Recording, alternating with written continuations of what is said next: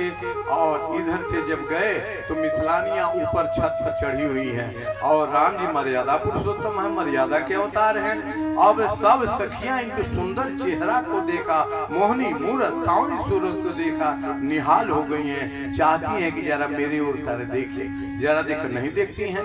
तब गोपियां ऊपर से क्या मिथिलानियां पुष्प डालती हैं कि जरा देखे, नहीं देखती हैं। तो एक बूढ़ी औरत ने कहा देखो इतना पुष्प डालने से नहीं होगा, इसके चरणों में बड़ा जादू है, इतना करो, जिस गली से ये जाने वाले कैसे पता चलेगा किस गली से जनकपुर में जाएंगे। तो सबने कहा कि महाराज की ओर से जितने ये गलियां बनी हुई है रत्न जड़ित पत्थर से, सब गलियों में इतना पुष्प का पथार लगा दिया जाए, गलीचा बिछा दिया जाए कि राम जी के पैर से पत्थर छुआए ही नहीं। क्यों नहीं? कहा कि इनके चरणों में जादू है और बक्सर मेहरौली में भी चमत्कार करके आए हैं। एक सीता जी के लिए इतना बड़ा धनुजग हुआ है, सब के सब पत्थर गलियों की स्त्री बन जाएंगी, मिथिला वालों की क्या गति होगी। इसलिए पुष्प फैला दो। दूसरा भाव इसका ये है कि सब स्त्रियां ही हर से बरसा ही सुमना, ऊपर से सुमन की वर्षा कर रही हैं। इसलिए अरे राम जी किस गुमान में भुलाए हुए हैं जी, हमारी किशोरी आपसे कम सुंदर नहीं है, लड़ली लाल आपसे ज्यादा सुंदर है। इसलिए एक बार देख तो लो। उधर से छत से कहती है हे राम जी किस गुमान में भुलाए हुए हैं, एक तरफ से दे मेरे किशोरी जी के थोड़े भी मेरे सिरू जी के बराबर नहीं है, पुष्प की वर्षा कर रही है। मानो कहती है कि आपको गुमान है अपने सौंदर्य पर, तो कल फरवरी में आ जाना, निर्णय हो जाएगा कि क्या होगा। मानो पुष्पों से न्योता दे रही है, ही हर सही बरसई सुमना। उधर छत से मां मिथिलानी कहती है अरे क्या तनिता की रघुनाथ जी हमारी ओरिया, की रघुनाथ जी हमारी ओरिया, तनि है रघुनाथ जी हमारी ओरिया, ये हमारी ओरिया, हमारी ओरिया, ओ हमारी ओरिया, ओ हमारी ओरिया, तनि है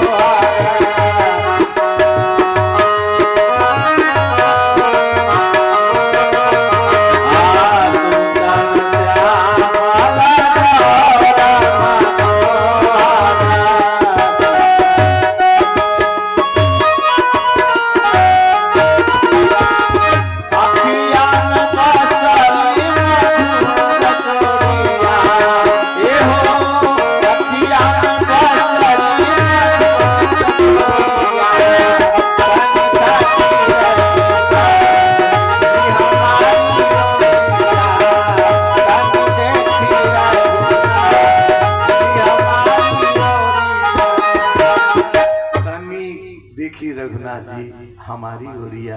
सभी सखियां प्रार्थना कर रही हैं कि राम जी तो मर्यादा का दंड लेकर चल रहे, किसी और नहीं देखा। तब गोपियों ने कहा ठीक है, गुमान न करते कर आ जाना, बात हो जाएगी।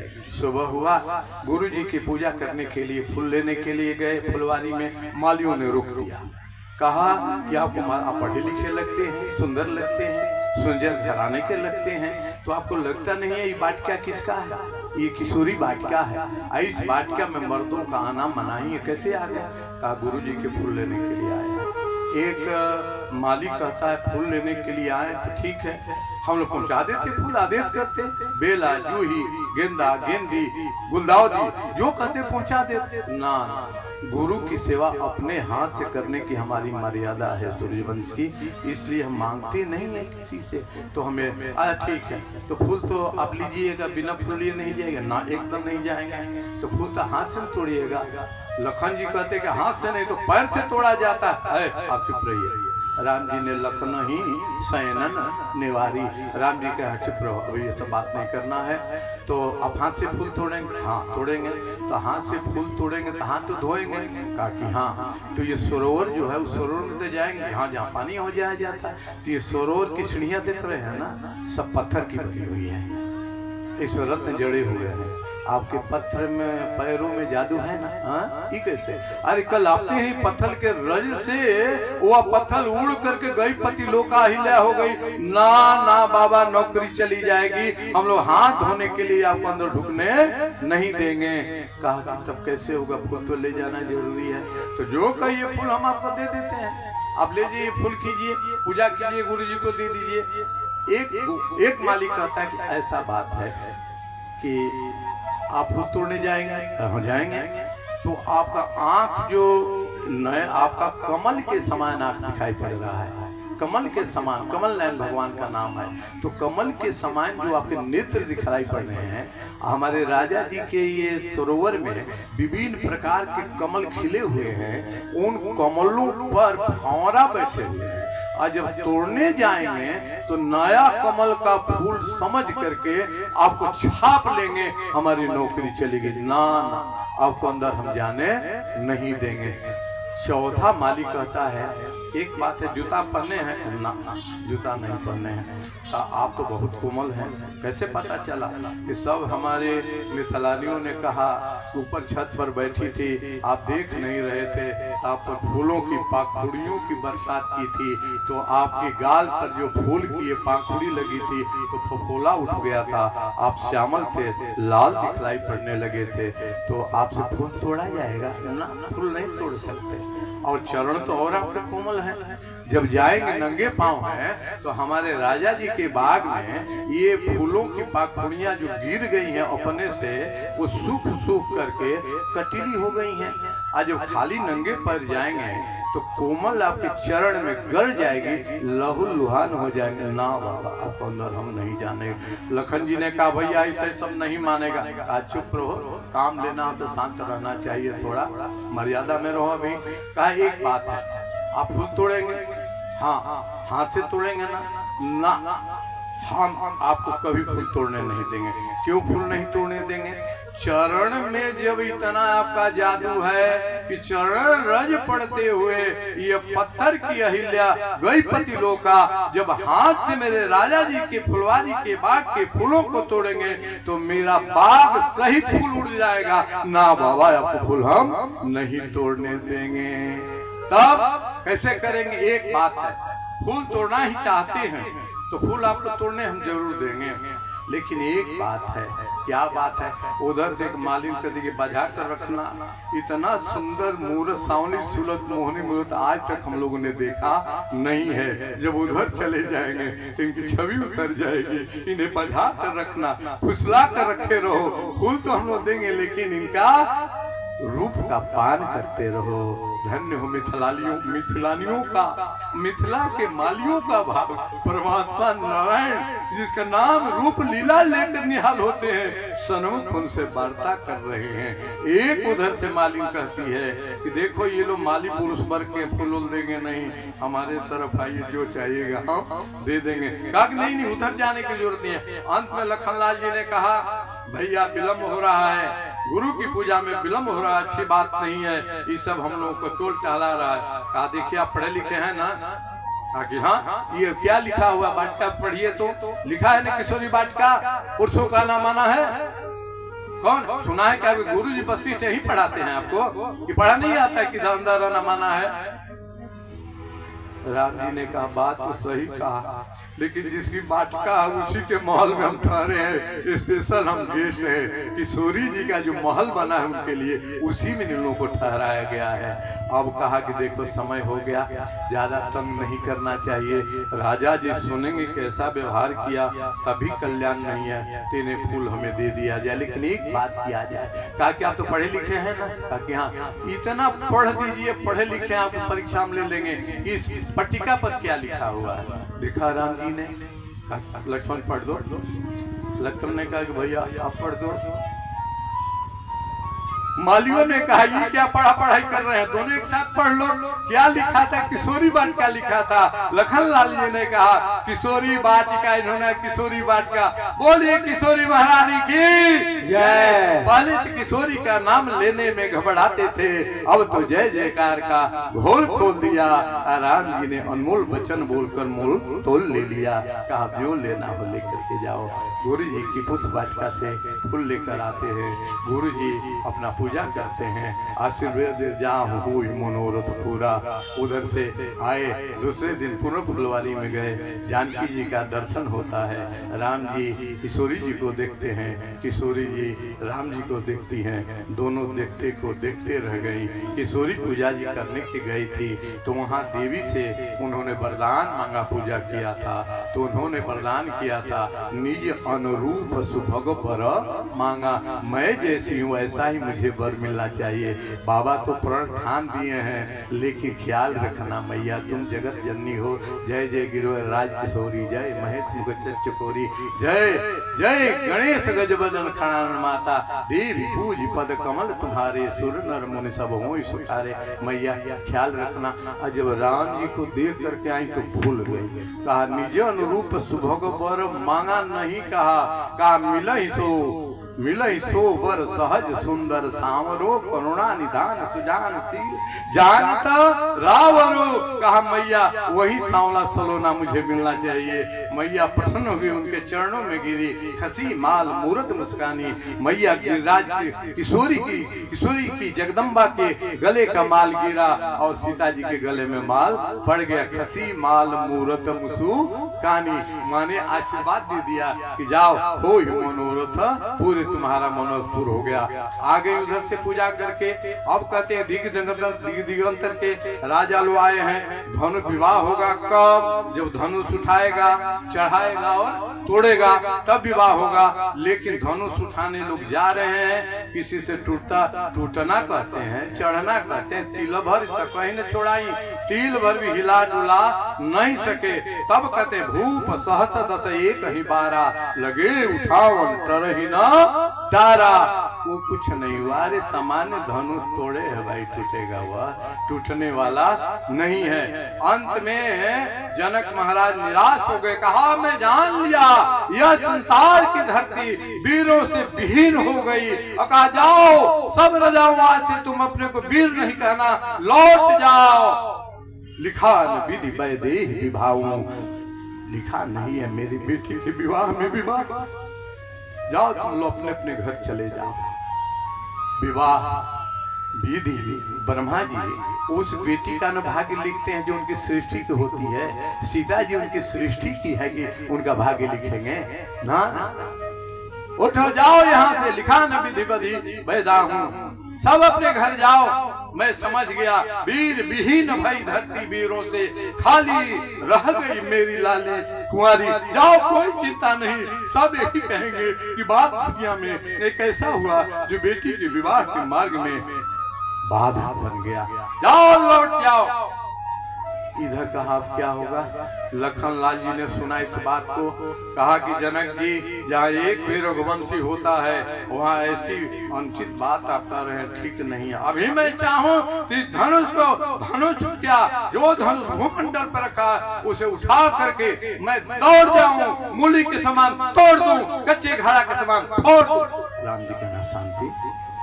जानते हो क्या हाल होगा जब धनुष तोड़ोगे तो इसका रिजल्ट मालूम है ना? हाँ भैया गलती हो गई, नए नए सवार नीचे बैठ गए। विवाद उसी से हुआ जो धनुष तोड़ेगा।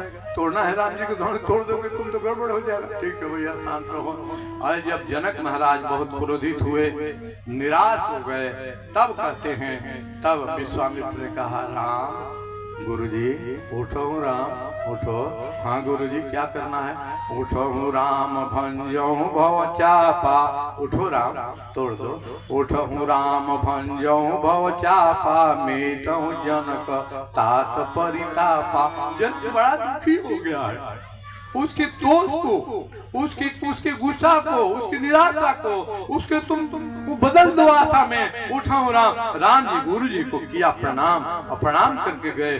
धनुष को उठाते हुए किसी ने देखा न, चढ़ाते हुए देखा न, तोड़ते हुए देखा। जब आवाज हुई चट्टन का सम देखा, हो टूट गया, टूट गया। बोलिए रामचंद्र भगवान की जय। अब माला लेकर के खड़ी है सीता माता, माला लेकर के खड़ी है। पहनाने के लिए विजय माल पहना दिया जाए। अब माला पहनाने के लिए तैयार है। राम जी भी इधर से आ गए, इधर से किशोरी जी भी आ गई। माला में हाथ है। राम जी 15 वर्ष के हैं और किशोरी जी 5-5 वर्ष की। माला भेटाए कैसे माला पहनाए? तल्ला खल्लाने का भैया एक उपाय करता हूँ, मैं शेषनाग धरती को ऊपर उठा देता हूँ। राम जी ने कहा कौन चतुराई बतिया रहे हो, अभी भी उठाओगे तो दूरी हमारी दोनों की ज्यों की त्यों बनी रहेगी। तब सखियों ने कहा माला पहना दो, पहना दो। सीता जी ने कहा ठहर जा, माला क्यों पहनाऊं? जब धनुष तोड़ने में इतना इन्होंने देर किया और मेरे बाबूजी को रुला दिया, तो मैं इतने जल्दी माला पहनाने में क्यों करूं? माला लेकर खड़ी है। संत कहते हैं माला लेकर क्यों खड़ी है? कि माला लेकर जैसे खड़ी हुई तो हाथ में कंगन जो पहनी है उसमें राम जी की सांवली सूरत मोहनी मूरत दिखलाई पड़ गई। मन आया कि अगर पहना देती हूँ तो इनका सूरत और सांवली सूरत मोहनी मूरत दिखाई नहीं पड़ेगा। फिर आया ना ये तो चमत्कारी है। संत का भाव है, सखी समुदाय के संत कहते हैं कि सखी सीता जी ने सोखा कि अगर माला पहना देते हैं तो इनके शरीर से स्पर्श होगा। मेरे हाथ के रत्न हैं, वो अभी कहीं वो कन्या बन गए तो सौत बन जाएंगे, इसलिए माला नहीं पहना रही है। माला पहनाने में जो विलंब हो रहा है यह देख करके सखिया सोची कोई उपाय करना होगा। तब राम जी से प्रार्थना किया, झुक जाओ तनी राम जी, मेरी लली छोटी सी। झुक जाओ राम जी, मेरी लली छोटी, थोड़ा झुक जाओ। लखन जी ने कहा झुकना नहीं, एक बार झुकोगे तो जीवन भर झुकना पड़ेगा इनके सामने। संत कहते हैं अरे सीता माता भक्ति स्वरूपा है, राम जी ज्ञान स्वरूपा है। जब तक ज्ञान भक्ति के चरणों में नहीं झुकता है तब तक वरमाला उसे मिलने वाला नहीं है। भक्ति के चरण में आना होगा। लखन लाल जी को संकेत हुआ, उन्होंने कहा भैया सब लोगों ने आपका जय जयकार कर दिया, सबको बधाई दिया, हमने बधाई नहीं दिया। तब अरे तुम बच्चा क्या करना है? बाबा भैया मैं चाहता हूँ कि आपको प्रणाम कर लूं। बस साष्टांग जैसे दंडोत किए। राम जी कहाँ ख्याल रहा है कि मुझे वरमाला पहनने के लिए खड़ा हूँ। लखन को हाँ उठ जाओ भैया। जैसे मुड़ी झुकाया सखियों ने कहा डाल दो, माला पहना दिया, जयमाल हो गया। सीता राम के, राम सीता के। बोलिए सीताराम भगवान की जय। बोलिए धनुष भंग महोत्सव की जय। बोलिए राम लली की जय। बोलिए राम प्रिया की जय। बोलिए जनक दुलारी की जय। बोलिए राम प्राण प्रिया जानकी की जय। बोलिए मिथिला धाम की जय। इस प्रकार से विवाह के क्रम में कई क्रम है। गंधर्व विवाह है, स्वयंवर विवाह है। ये स्वयंवर विवाह जयमाल के द्वारा पूरा हुआ। आज जब पूरा हुआ तब कहा क्या हो? गुरु वशिष्ठ ने कहा, विश्वामित्र ने कहा और उनके गुरु महाराज ने कहा कि जो वैदिक वैदिक विधान जो है उस विधान के अनुसार विवाह होना चाहिए। इसलिए पति लेकर के उन्होंने भेजा कि अयोध्या जाइए और वहां से बारात लेकर के आइए। पति लेकर के गए। और पति लेकर के गए तो पति में लिखा कहा, जा करके चक्रवर्ती के दरबार में पति दिया। पति चक्रवर्ती महाराज पढ़ रहे हैं। वो पाती में लिखा क्या, हम तो आइल बानी पाती लेके पासे, जनक दरबार से ना हम आइल बानी पाती लेके पार से, जनक दरबार से ना हम तो पाती लेके आइल बानी,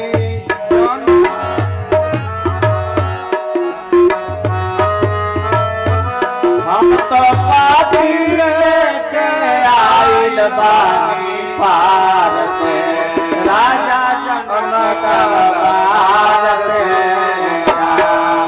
हम तो पाती लेके आइल बानी पार से, राजा जनक दरबार से पाती लेके आइल बानी पार से, राजा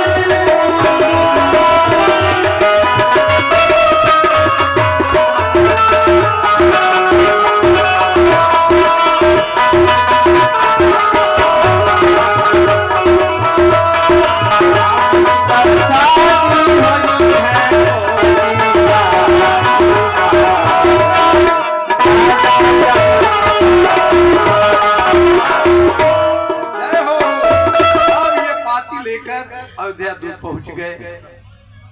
भरत जी खेल के मैदान में गए हैं। अब अपने से गुरु वशिष्ठ को दिया, चिट्ठी पढ़े, छाती से लगाया, चक्रवर्ती साथी से लगाया, सभी रानी क्या लिखा है, क्या लिखा है, क्या लिखा है। दूर से पूछा, कैसे पहचान गए कि यही के राम है? तो राम जी का परिचय बतलाया। बड़े चक्रवर्ती दर्शक प्रसन्न हो गए। अब हाथी घोड़ा सजाने लगा, बारात की तैयारी हो गई। दुनिया की पहली ये बारात है जो बिना दुल्हा की जा रही है। विवाह के पहले दुल्हा पहुंच गया गुरु जी के साथ में, का बारात चल पड़ी। अब बारात का जो सम्मान हुआ, सादर हुआ, क्या कहते हैं, पहली बार ये जो माताएं गान गाती हैं देखकर। ये पहली बार गीत गाया गया था त्रेता के अंतर्गत, जो माताएं आज गाती एक कड़ी को आनंद लेकर झांकी लेकर के आगे बढ़ जाते हैं। नारायण आप खोलिया बाहर जनक राजा अवतार दुल्हा आहे अवतार दुल्हा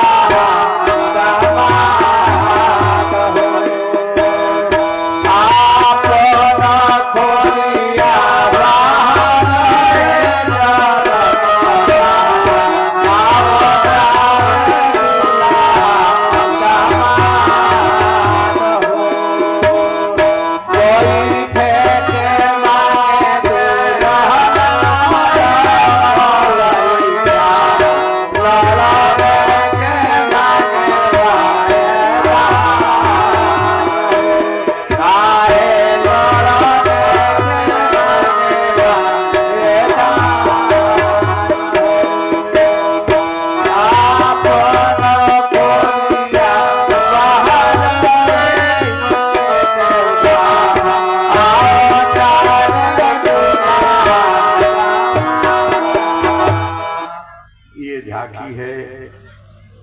बारात आ गई, बारात लगी, सभी चकाचक चल रहा है, सब आनंद में हैं।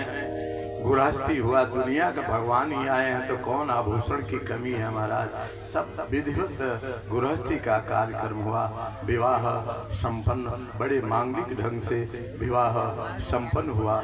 जब सीता जी का राम जी से के साथ विवाह संपन्न हो गया तो गुरु बाबा ने कहा आपके पास भी 3 लड़का है, हमारे पास 3 लाडली है, तो ऐसा आपकी आज्ञा हो कि इसी मंडप में लक्ष्मण जी का विवाह उर्मिला से कर दूं, भरत जी का विवाह मांडवी से हो जाए और शत्रुघ्न का विवाह श्रुतकीर्ति से हो जाए। दोनों ने कहा अब इतना सुंदर घर बर कहाँ मिलेगा। चारों भाइयों का विवाह संपन्न हो गया। अब कहते हैं सखियां कहीं अब वेद मंत्र बाती हो गया, अब लोग वेद मिथलानियां करती हैं। अब चलिए कोहबर में जाना है। कोहबर की ओर लेकर के जब चले तो राम जी खड़े हो गए। तो सखियों ने कहा खड़ा क्यों हो गए? तो सखियों ने कहा खड़ा होने में लगते हैं कि नीलमणि पर्वत है, नीलांबुजम श्यामल कोमलांगम सीता समारूपित बामा भागम, कैसे लग रहे हैं? तो नीलमणि पर्वत के समान लगते हैं। कहा कि ये तुम लोग उपमा दे रही हो, कौन है? तब तेजी में चलने लगे, चारों तरफ से चलने लगे। तो एक मिथिलानी ने कहा कि दूल्हा कैसा चलता है?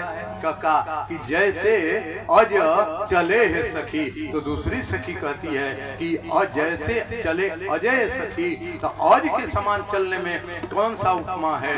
तो वह सखी कहती है अज बोका को भी कहते हैं, तो जैसे बोका डोबता चलता है उसे डोब कर चल रहे हैं। तीसरी सखी कहती है ना ना, अज इनके दादा का नाम है चक्रवर्ती दशरथ महाराज के बाप का नाम अज है, इनके दादा हैं, तो उनके खानदान को नाम लेकर करें। सब घुमाया चलाया, अंत में ले गई तो कहा कि ऐसा करो, ये यहाँ आपका कुल देवता आए हैं, इनका पूजा कर लो। तो जूता चुराने का जो रस्म है, तो भरत जी लखन जी ने कहा ना भैया प्रणाम नहीं करना, मैं देख लिए हैं आपका ये। भरत जी ने कहा कुछ नहीं, ये प्रणाम नहीं करेंगे तो मैं करूंगा, क्योंकि इनके चरणों के पादुका ही मेरा आश्रय बनने वाला है, तो आज से ही क्यों न प्रणाम करूं। धन्य हो जग जप राम राम जप देहि, भरत सरिस को राम स्नेही। ऐसे भरत महाराज ने प्रणाम किया। पुनः लाई खीर लाई सखियां। कहा कि हमारे मिथिला का रिवाज है खीर खा लीजिए, खीर खा लीजिए थोड़ा।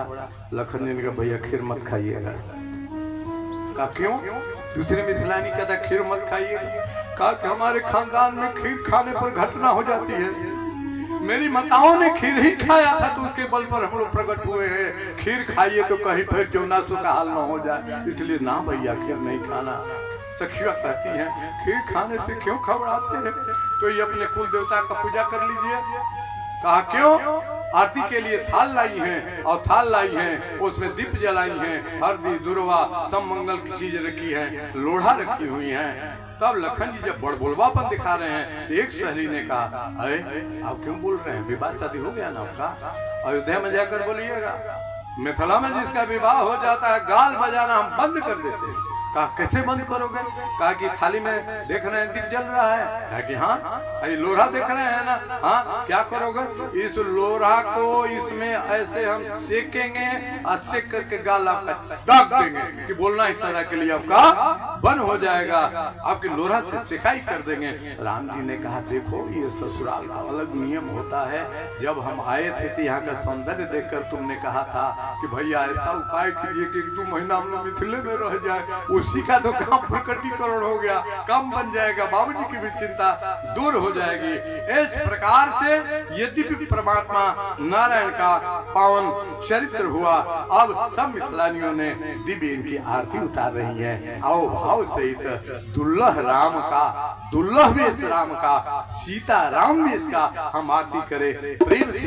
एक बात कर लेना, दुनिया में ये परमात्मा नारायण की आरती का भाव होता है। सुबह सुबह गुरु जी के सन्निधि में जब आरती दर्शन का भाव होता है, कितने जन्म के पाप कट जाते हैं जो नित्य गुरुदेव के माध्यम से।